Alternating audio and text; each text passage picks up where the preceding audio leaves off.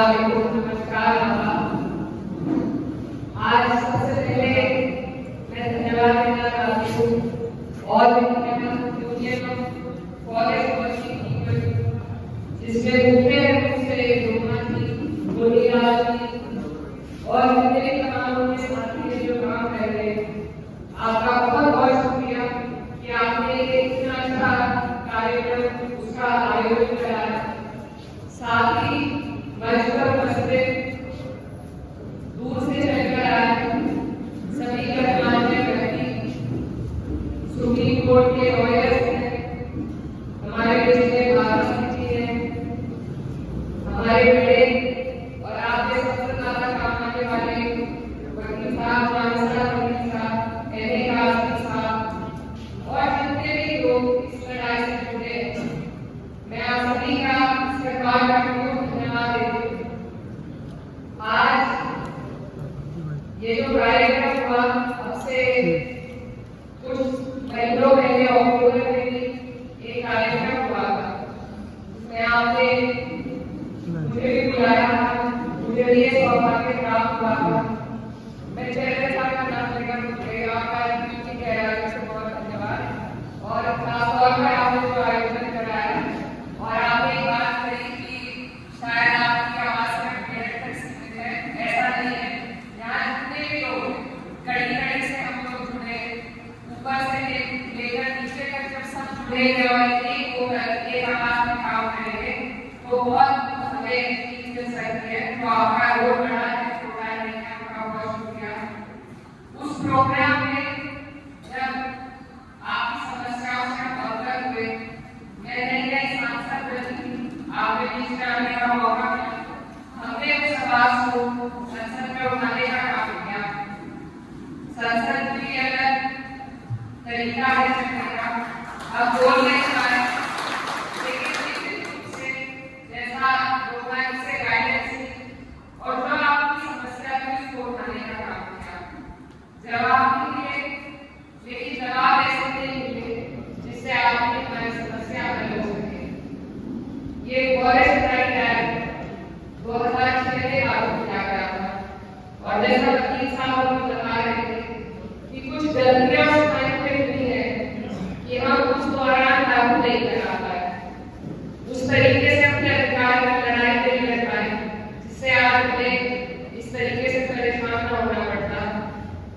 तो आज उन लड़ाइयों को आगे लेकर हमें और आपको चलना है और ये एक दिन की लड़ाई नहीं है, इसका मुझे एहसास हुआ, क्योंकि जिस तरीके से सरकार ने जवाब दिया तो उससे कुछ भी असर नहीं पड़ा, लेकिन हिम्मत नहीं हारी। कई बार सरकार के पास ऐसी योजनाएं होती हैं जो वो बना देते हैं, लेकिन उनका लाभ उठाने के लिए आप लोगों को बड़ी मशक्कत और मेहनत करनी पड़ती है। तो आप लोग भी इसमें आगे बढ़ेंगे और हम लोग भी कितनी बार वो हर काम को दरकिनार करेंगे, हमें हिम्मत रखनी है, उम्मीद रखनी है और ये जो एकजुटता है इसको बनाकर रखना है।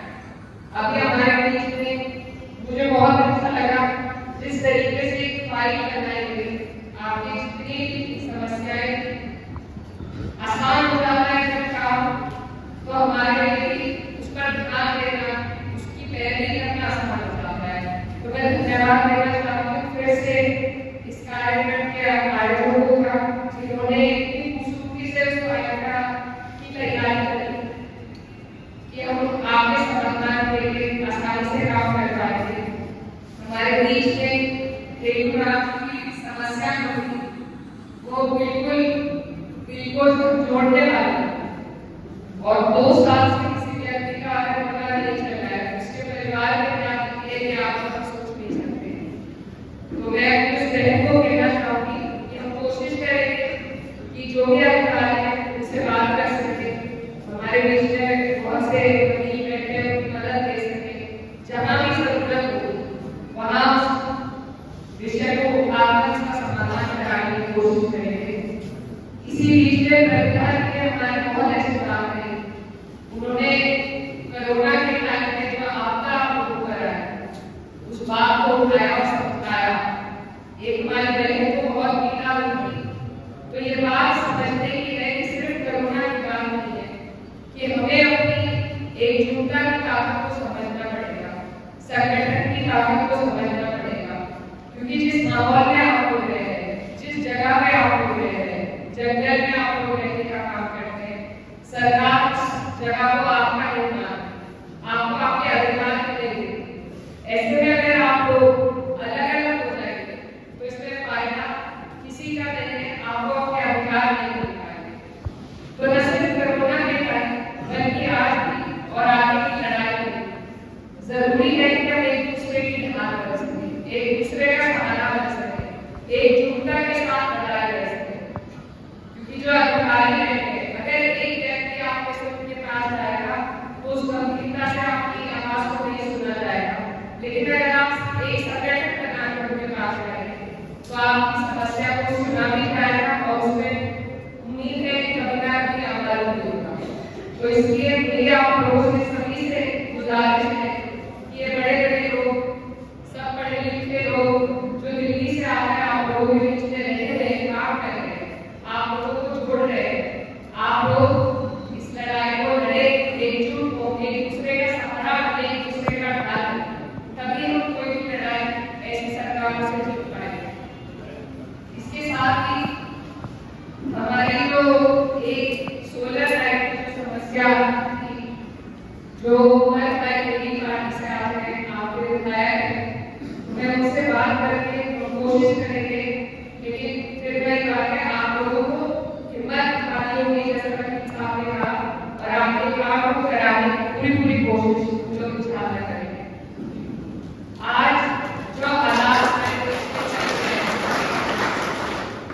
इस नियम को लागू कराने में जो 2006 का हमें जवाब मिला था राज्य सरकार से कि ये सिर्फ 6 जिलों में लागू हुआ है उत्तर प्रदेश में, जिसमें सहारनपुर नहीं आता। तो इसीलिए ये लड़ाई एक बार नहीं है, बार बार हमें अपनी बात आगे करनी पड़ेगी और बार बार करेंगे। इसमें अगर कहीं से अगर हम कोई सहारा ले सकते हैं तो एक दूसरे का है। और दूसरा, अभी किसान आंदोलन जो हुआ था, सरकार ने बिल्कुल नकार दिया था उनकी मांगों को, लेकिन वो लोग अटूट रहे, अड़े रहे और अपनी बात को कर पाए। तो ये लड़ाई थी, उसकी तर्ज पर आपको और मुझे लड़नी पड़ेगी। ये लंबी लड़ाई है, लेकिन हम सब जितने लोग लड़ाई करना हुए, हम आपकी इस लड़ाई में आपके साथ खड़े हैं और इस लड़ाई को लड़कर पिछली बार मैं बोलकर आपकी बात को संसद में नहीं कह पाई, लेकिन मैं आज आप लोगों से वादा करती हूँ कि मैं कोशिश इंशाल्लाह जरूर करूंगी कि इस बार आपकी आवाज आपको बोलती हुई सुनाई दे संसद में। ये मेरा वादा है। और मैं यही कहना चाहती हूँ कि आप लोग यहाँ इकट्ठा हुए, आप हमारे दिल के बहुत करीब हैं।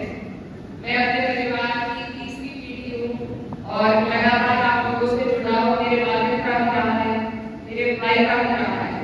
मैं कोशिश करती हूँ आपकी बच्चे कि आपके बीच में आकर आपकी परेशानियाँ जानते रहे, उनसे अवगत रहे, ताकि उनको जो भी जिस भी मुकाम पे आप लोगों की दुआ से हम पहुँचे हैं, ईमानदारी के साथ वहाँ उन्हें उठा सकें।